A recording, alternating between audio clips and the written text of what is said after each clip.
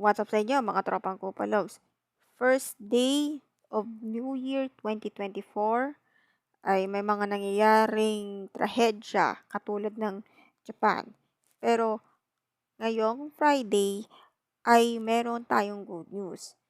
TVJ nanalo laban sa Tape Incorporated at GMA7. Siguro ito yung sa copyright issues. Kasi yung sa trademark, nanalo tayo dyan noong December 1st or first week ng December 2023.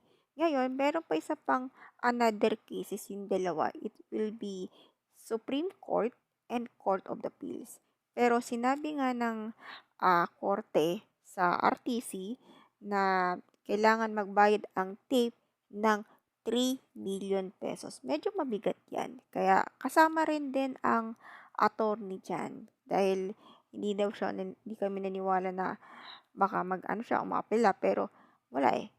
Kaya panalo ang TVJ. And sabi ko sa inyo, sa mga supporter ng tape dyan, just to make move on na lang.